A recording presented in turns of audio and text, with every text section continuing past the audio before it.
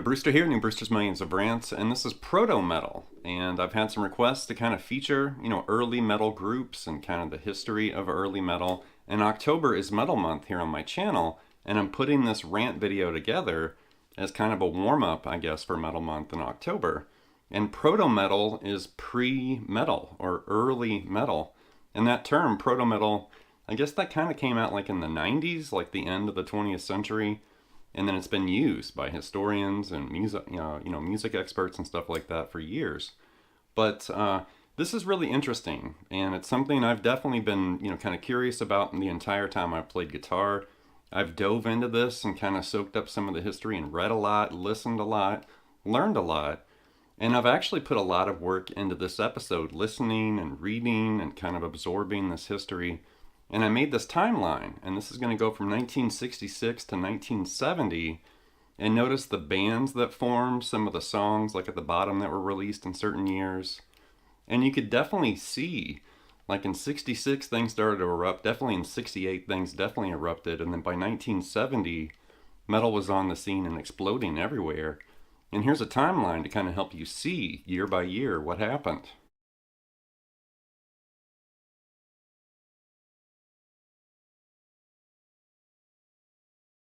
So there's no question the big three as far as the origin of heavy metal music: Led Zeppelin, Deep Purple, and Black Sabbath, Jimmy Page, Ritchie Blackmore, and Tony Iommi as far as the guitar angle. And these three definitely are legends. They pioneered the entire thing. And each group, Zeppelin, Deep Purple, and Black Sabbath, they kind of specialized in different things. Obviously Led Zeppelin was blues-based, but they had a lot of mystical things in their lyrics. Jimmy Page, studied black magic and druids and lived in Aleister Crowley's house, for crying out loud. Deep Purple definitely had a heavy, sound, organ and guitar, the lyrics and stuff, songs about fighting and all sorts of different things. And then of course Black Sabbath, the dark, godfathers of metal, lyrical content, heavy doom riffs and, fuzzy distortion and stuff. So there's no question, these three pioneered what became known as heavy metal, but there's a lot more where these three came from.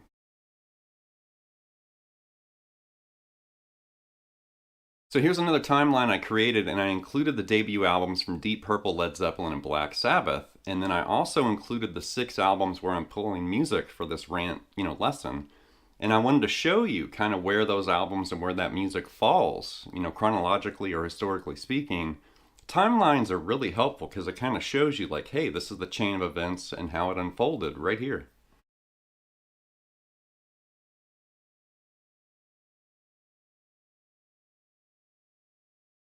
So now this image shows the 6 albums where I pulled music, to kind of feature and talk about and rant and demonstrate in this lesson.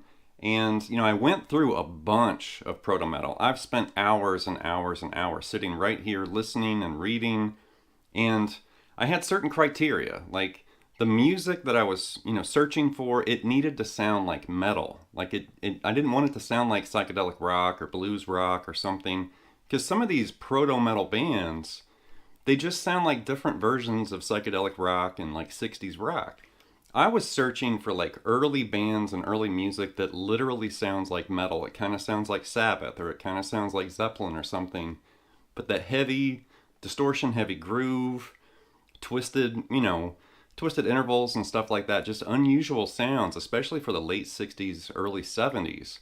But here are the album covers where I pulled music and what I'm going to rant about in this episode right here.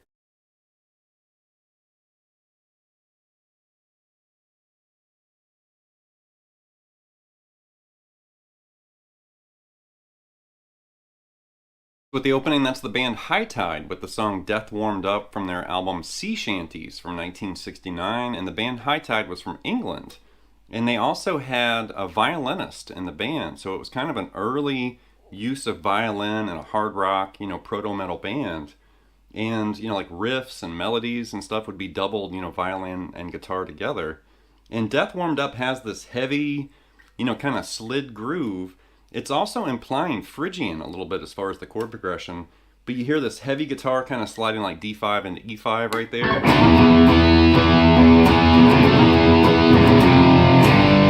And so that's all like D into E, and then you hear that F to G. So that's signaling,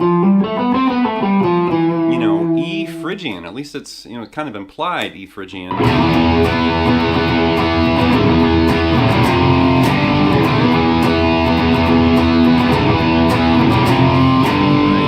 1969, that's pretty heavy. And then you hear the guitar continue with that riff, the bass, and everybody's just rocking out there.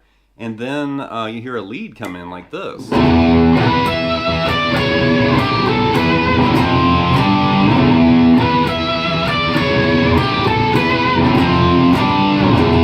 nothing really hard there. I'm just playing a low E open and then sliding into this B note. Then you're grabbing that E, D to C sharp. And there's vibrato on the E and also on the C sharp. And you're doing that. And then that G, A, and end up on that B. And then I'm sliding a higher F to a higher G. Because like I said, everybody is banging on that, you know, D to E and then that F to G progression like that.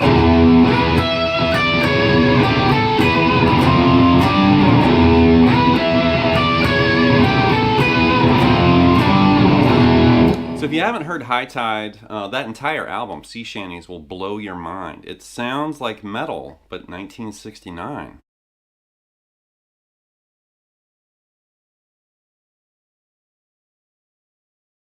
Okay, next up's the riff from the song Evil Woman. This is from the band Yesterday's Children. This is from their self-titled debut from 1970, and this band was from Connecticut, so it was an American band. And this album was recorded like late 69, released in 70. And when I heard this riff, I was like, man, that totally sounds like Sabbath. Evil Woman's like this.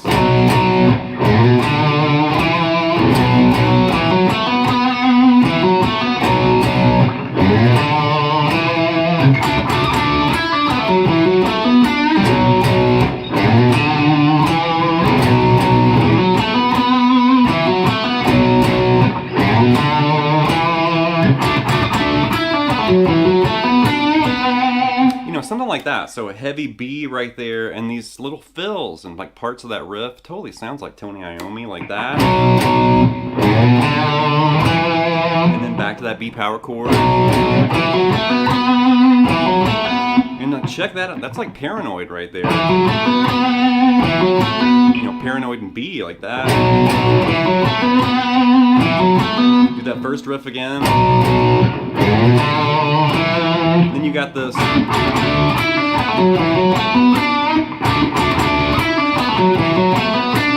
So there's just something about that riff. Like I said, when I heard it, I was like, man, that totally reminds me of Sabbath. And it's just cool to uncover some of these songs, some of these forgotten bands, and you open this stuff up, and you're going to have these surprises like, oh man, that totally reminds me of this or that. Or like right there, totally reminds me of Black Sabbath, big time.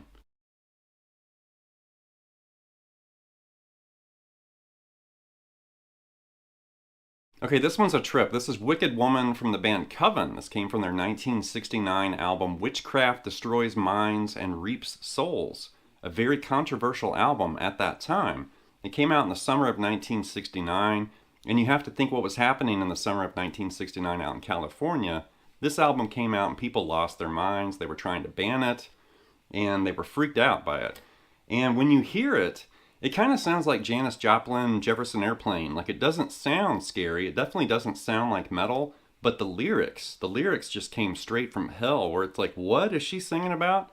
And then it's also interesting, there's a song called Black Sabbath on this album. There's another song called For Unlawful Carnal Knowledge. And the bassist of Coven was nicknamed Greg Oz Osborne. And when I saw that, I was like, his nickname was Oz Osborne? That's interesting. And with Wicked Woman, there's two guitars here. It's real simple. This does not sound like metal, but the lyrics, like I said, that was the metal edge for Coven. And there's one guitar doing this kind of painted black thing.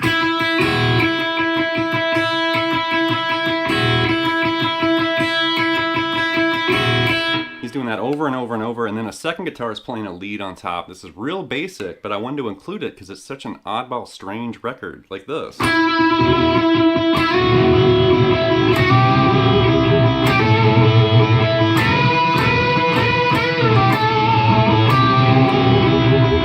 Something like that, real basic stuff. E to F sharp, to G, to A, and then you can basically do a unison bend that A up to that B,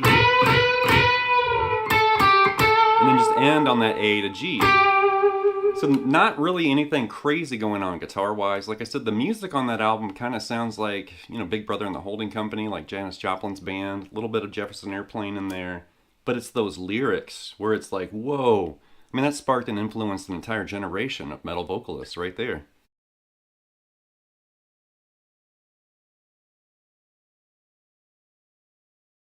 Next up's the song Clawstrophobia. This is from the band Iron Claw, and Iron Claw was a Scottish band, and they existed from 1970 until around 1974, and then they broke up.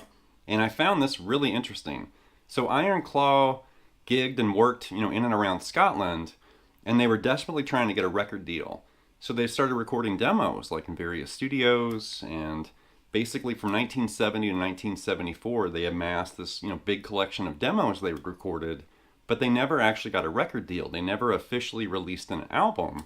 And then Iron Claw really didn't have a release, until the 90s. And there were some, labels that kind of dug up some of their demos and stuff, and they remastered them and released them, and then they found an audience, and then people were asking for more Iron Claw. And when I heard this, because I'd never heard Iron Claw until I started putting this lesson together, and I was like, you gotta be kidding me. This is 1970, Clawstrophobia. I love the pun with the title too. And we're tuned down 1.5 steps. So we're tuned down to C sharp. Way down there. And Clawstrophobia is like...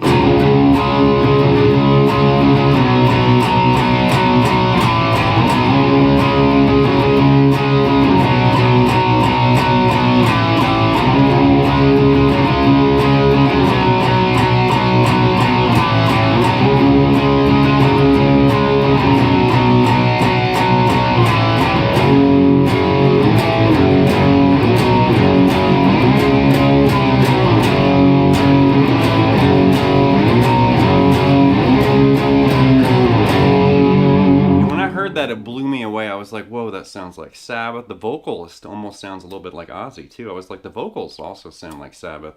And then we're basically just sliding that D into E. Keep in mind, we're tuned down to C sharp, so down 1.5 steps. Sliding into that E. He's also kind of picking up, that B note, that A, and kind of hammering into that B. And just start banging out that D5 and then move down to that C5. And you just loop that riff. And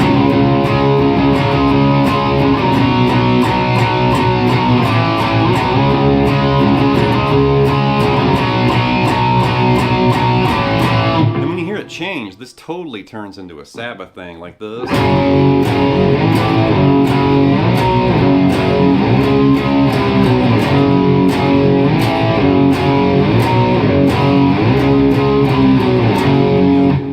Up to that, or that A up to that C and back, and then that A up to that D and back, and then that E flat to D. So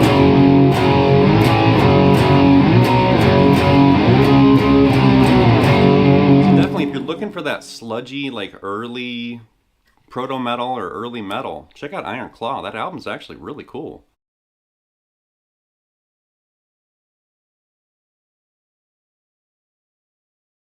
Okay, next up's the riff from the song Melvin Laid an Egg, and this is from the band Bloodrock, from their self-titled debut album from 1970, Bloodrock. And the band Bloodrock was from Texas, and originally they were known as Crowd Plus One, and Dean Parks was the guitarist in that band. And then he left to become a studio session, ace, and then Crowd Plus One turned into Bloodrock, and then they pumped out this early proto-metal, heavy rock album. And this is really interesting. We're back in standard tuning. It actually starts with 4 slides in and out of this G sharp. It's almost like an alarm, kind of. And then it turns into this heavy single note riff, like this.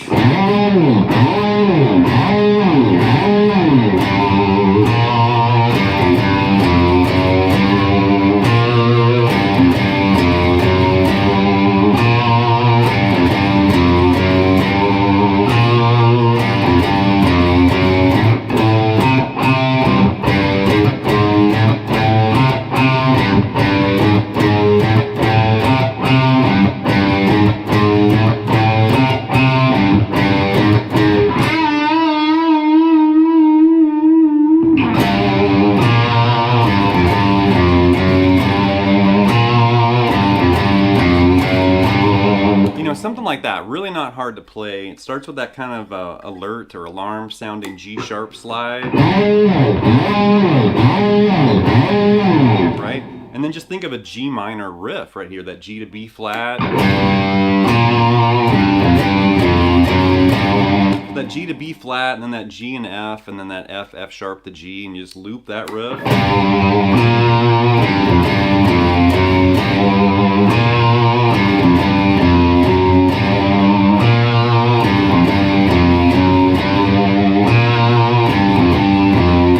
Then you got this riff, start on that A.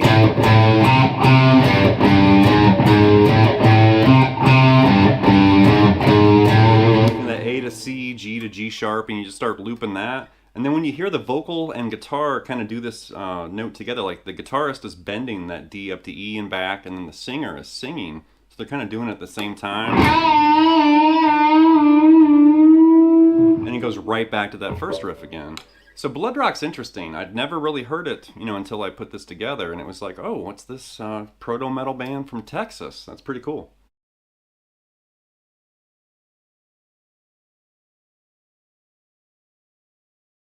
Okay, last but not least is the song Ride the Sky. This is from the band Lucifer's Friend, and this is from their self-titled debut album from 1971. Lucifer's Friend was from Germany, and John Lawton, the vocalist, actually left this band and joined forces with Uriah Heep. I think that was around 1977. Lucifer's Friend continued into the mid-80s, but they never captured that heavy, dark, sinister sound like they had on their first album. Their second album, Where the Groupies Killed the Blues, I have that album too. That's a great album, but that's a prog rock album. That's not really a proto-metal album. Their first album definitely is. And Ride the Sky has this kick-ass riff. There's also a French horn blasting with this guitar riff like this.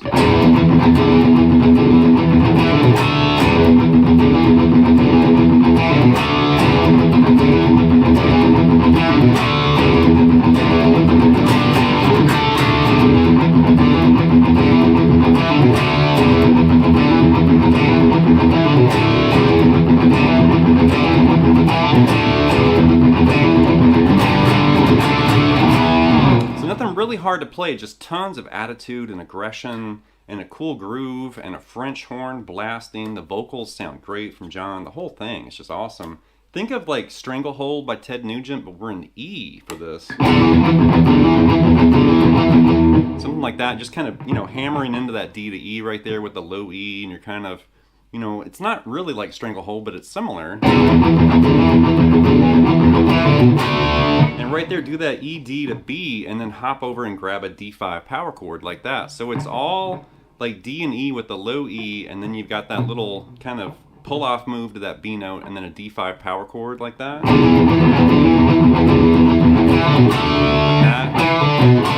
And just loop that riff.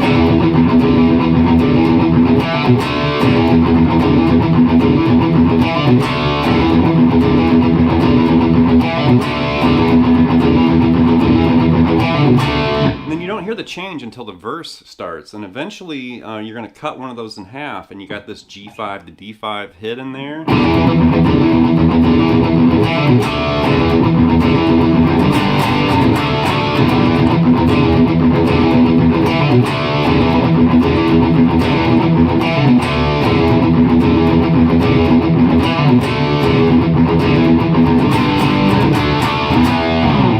First hear that song, if you've never heard Lucifer's Friend or Ride the Sky, that song will blow your mind. You're going to be like, that's 1971?